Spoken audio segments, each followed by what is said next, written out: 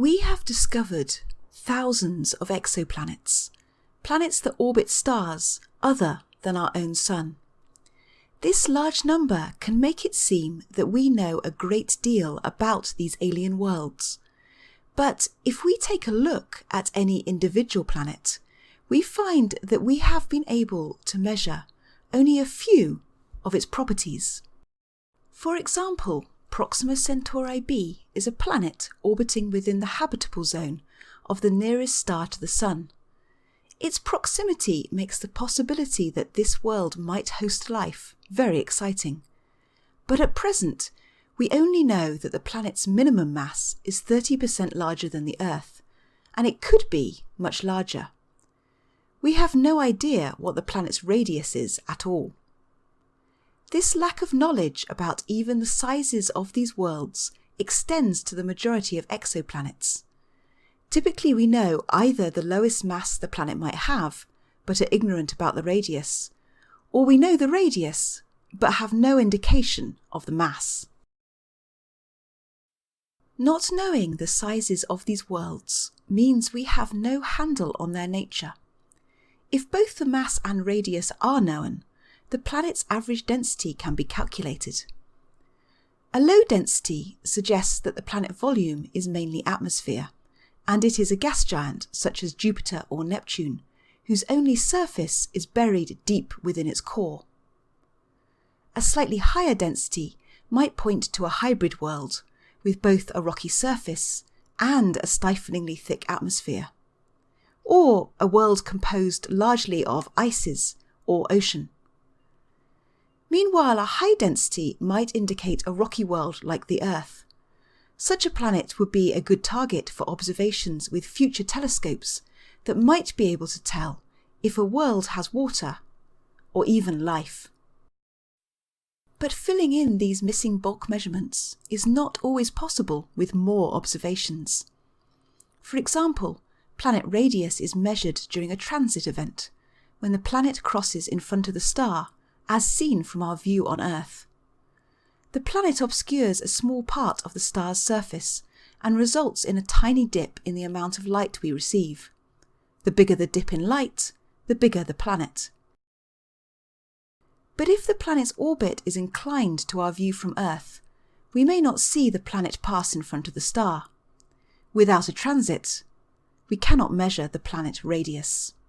This means that no matter how long we observe, or how big the telescopes we build, we will never be able to measure the bulk properties of many of the exoplanets we find, leaving their character a mystery. So what can we do with a catalogue of planets that is very large but full of missing values? Let's consider a bit of maths. Say you have two variables, x and y. When x is 2, y is 1. And when x is 4, y is 2. When x is 6, y is 3. When x is 8, y is 4. And when x is 10, y is 5. Now you want to know what y is when x is 5. Comparing the values of y when x is 4 and 6, you might decide that x equals 5 corresponds to y equals 2.5. This is called interpolation. Now imagine a more tricky example. It is hard to interpolate between the values of y in your head to estimate the value when x is 5. But we can solve this problem by plotting x and y on a graph. The continuous line shows the interpolation between the known values of x and y, and we can use this to read off the value of y when x is 5.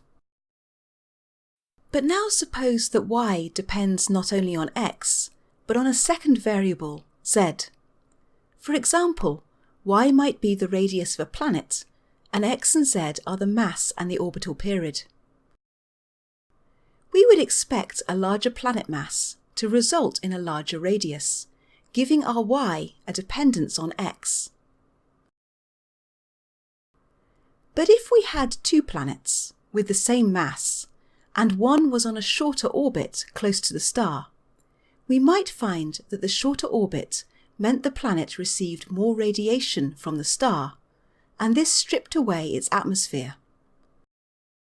The planet on the shorter orbit would then have a smaller radius, giving our y a second dependence on z.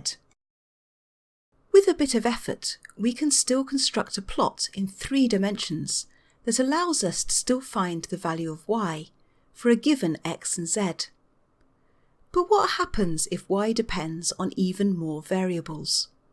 Suppose the radius of the planet is also affected by the heat it receives, or the properties of the star itself. We now have 5 different variables, and it becomes impossible to draw a way to interpolate between them. We can handle this more complicated situation with a type of computer code known as a neural network. Neural networks are excellent at recognizing patterns in complicated data, where there are a large number of parameters that may all influence one another. Once the neural network has identified patterns in this data, it can interpolate between known planetary properties to estimate values for the properties that we are not able to measure. For example, suppose we had a planet where we had been able to measure its radius, the mass of its star, the duration of its orbit, and the heat it receives, but we had no knowledge of the mass.